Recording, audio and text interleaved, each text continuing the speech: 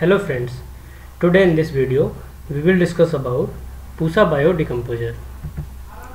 हम जानेंगे डिकम्पोजिशन क्या होता है, बायो डिकम्पोजर्स क्या हैं, बायो डिकम्पोजर्स के लाभ क्या क्या होते हैं, बायो डिकम्पोजर या पूसा बायो डिकम्पोजर आजकल चर्चा में क्यों है। तो सबसे पहले हम जान लेते हैं डिकम्पोजिशन क्या होता है।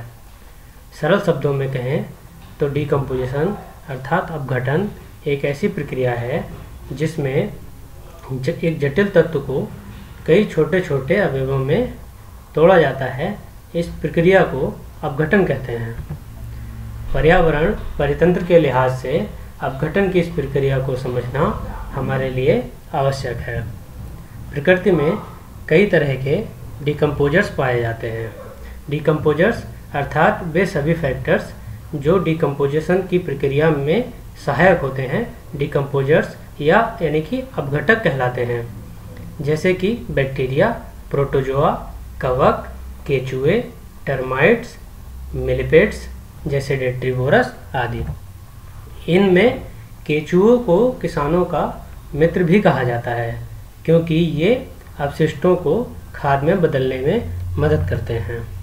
ये डिकम्पोजर्स जैविक पदार्थों को कार्बन डाइऑक्साइड, जल और पोषक तत्वों जैसे कार्बनिक पदार्थों में तोड़ देते हैं। डिकम्पोजिशन के कुछ प्रमुख चरण होते हैं। इनमें फ्रेगमेंटेशन, लीचिंग, कैटाबोलिज्म, ह्यूमिफिकेशन और मिनरलाइजेशन आते हैं। जब डेट्रीवोरस डेट्रिटस यानी अपरद के छोटे छोटे टुकड़े कर देते हैं तो इस प्रक्रिया को फ्रेगमेंटेशन कहा जाता है। अब हम जानेंगे बायो डिकम्पोजर्स क्या होते हैं। जैसा कि अब हमने पहले भी डिस्कस किया बायो डिकम्पोजर्स के बारे में कि वो क्या होते हैं, अर्थात बायो डिकम्पोजर यानी कि जैविक अपघटक, इसमें बैक्टीरिया, फंगस आदि की महत्वपूर्ण भूमिका होती है। अभी पूसा अर्थात भारतीय कृषि अनुसंधान संस्थान पूसा ने एक बायो डिकम्पोजर तैयार किया है जो कि कैप्सूल की फॉर्म में है। इसमें फफूंद की महत्वपूर्ण भूमिका है। बता दें कि जब सुषुप्त अवस्था में मौजूद बैक्टीरियल स्पोर्स या फंगल स्पोर्स ऑर्गेनिक मैटर्स के संपर्क में आते हैं तो उनकी संख्या में कई गुना वृद्धि होने लगती है। वृद्धि के दौरान वे कार्बन स्रोत का इस्तेमाल करते हैं और कुछ एंजाइम्स को छोड़ते हैं। इससे organic matters minerals, humus, ammonia, organic acids आदि में बदल जाते हैं। अब हम जानेंगे बायो डिकम्पोजर से होने वाले लाभ। बायो डिकम्पोजर को तरल पदार्थ के मिश्रण के रूप में छिड़काव किया जाता है जिससे खेत में उपस्थित पराली जो सामान्यतः 15 से 20 दिन में गल जाती है। कि इससे किसानों को फसल के ठूंठ को जलाने की आवश्यकता नहीं होती, अतः फलस्वरूप प्रदूषण भी कम होता है। बायो डिकम्पोजर के प्रयोग से हम एक जैविक खाद भी बना सकते हैं। पराली को जलाने से मृदा में उपस्थित उपयोगी लाभकारी बैक्टीरिया, फंगस आदि भी खत्म हो जाते हैं, जिससे मृदा की उर्वरता और उत्पादकता भी कम होती है। लेकिन बायो डिकम्पोजर के इस्तेमाल से मृदा में उपयोगी बैक्टीरिया और फंगस की संख्या कम नहीं होती अपितु और बढ़ जाती है। ऑडिट रिपोर्ट के मुताबिक किसानों ने भी ये माना है कि कैप्सूल यानी कि पूसा बायो डिकम्पोजर कैप्सूल के इस्तेमाल से मृदा में ऑर्गेनिक कार्बन और नाइट्रोजन की मात्रा में वृद्धि हुई है। वहीं उर्वरक का कम इस्तेमाल करने की बात भी सामने आई है। अब हम जानेंगे कि पूसा बायो डिकम्पोजर आजकल चर्चा में क्यों है। जैसा कि हम जानते हैं दिल्ली एनसीआर के क्षेत्र में मुख्यतः अक्टूबर-नवंबर के महीने में प्रदूषण का खतरा बढ़ने लगता है, जिसमें पराली के दहन का भी एक मुख्य कारण है। इस खतरे को पहले से ही भांपते हुए दिल्ली सरकार ने कुछ एहतियातन कदम उठाए हैं, जिनमें दिल्ली सरकार ने पराली को अपघटित यानी डिकम्पोज करने के लिए बायो डिकम्पोजर का छिड़काव शुरू करवाया है। बता दें कि कटाई के बाद खेतों में बड़े पैमाने पर फसलों की पराली यानी कि ठूंठ, जिसे स्टबल भी कहते हैं, जिन्हें किसान सामान्यतः जला देते हैं, क्योंकि बाद में धान की कटाई के तुरंत बाद गेहूं की फसल आती है, इसलिए उसके लिए खेत साफ हो, इसके लिए उसकी आवश्यकता होती है। तो सामान्यतः किसान पराली को जला देते हैं, क्योंकि धान की पराली को गलने में बहुत समय लगता है।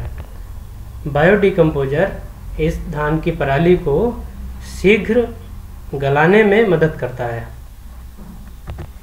बता दें कि इस बायोडिकम्पोजिशन के लिए एक खास किस्म का कैप्सूल, जिसे पूसा बायोडिकम्पोजर कैप्सूल कहते हैं, जिसे भारतीय कृषि अनुसंधान संस्थान नई दिल्ली द्वारा विकसित किया गया है। पूसा बायोडिकम्पोजर एक कम कीमत का माइक्रोबियल अपघटक है। अब हम जानेंगे पूसा बायोडिकम्पोजर को कैसे प्रयोग करें। पूसा बायोडिकम्पोजर, जो कि कैप्सूल की फॉर्म में 4 कैप्सूल का एक पाउच यानी कि किट आती है, इसको प्रयोग करने के लिए किसान भाई इसको प्रयोग करने के लिए 150 ग्राम गुड़ को 5 लीटर पानी में घोल लेते हैं। फिर इसे अच्छी तरह उबालते हैं और ऊपर जो गंदगी आ जाती है उसे छान के अलग कर लेते हैं। जब ये घोल गुनगुना रह जाता है, यानी कि हम उसमें उंगली डाल के देख लें इतना गर्म रह जाए, तब हम उसमें 50 ग्राम बेसन को अच्छी तरह मिला लेते हैं। अच्छी तरह मिलाने के बाद हम इसमें ये जो 4 कैप्सूल हैं इसे खोलकर डाल देते हैं, और ये जो कैप्सूल का जो पाउच होता है उसे हम बाहर नहीं फेंकते, सारा कुछ उसी में डाल देते हैं, क्योंकि ये बायोडिग्रेडेबल है तो वो उसमें घुल जाता है। फिर इसको अच्छी तरह मिलाने के बाद उस पर कपड़ा ढक करके रूम टेम्परेचर पर रख देते हैं। इस तरह 2 से 3 दिन में उस पर एक अलग अलग रंगों की जाली बनने चालू हो जाती है, एक मोटी मलाई जमनी चालू हो जाती है। तो ये 3 दिन में एक अच्छी लेयर जम जाती है। अब ये पूरी तरह से जो इसमें बीजाणु हैं वो पूरी तरह से ग्रोथ हो जाती है। इसके बाद ये 5 लीटर घोल तैयार हो जाता है। इस एक किट से किसान भाई 25 लीटर घोल तैयार कर सकते हैं, यानी कि 5 लीटर तैयार होने के बाद इसे हम 25 लीटर तक और बढ़ा सकते हैं।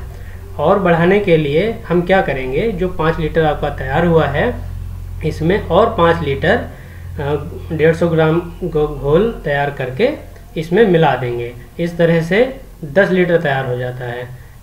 अतः हम 25 लीटर तक बढ़ा सकते हैं, इससे ज़्यादा नहीं बढ़ाएंगे, क्योंकि फिर उसमें बीजाणुओं की संख्या की वृद्धि नहीं होती है। 25 लीटर तक हम एक किट से बना सकते हैं, और 25 लीटर को 1 हेक्टेयर खेत में पराली को गलाने के लिए प्रयोग किया जा सकता है। किसान भाई पूसा बायोडिकम्पोजर को भारतीय कृषि अनुसंधान संस्थान के माइक्रोबायोलॉजी डिपार्टमेंट से प्राप्त कर सकते हैं। Thank you.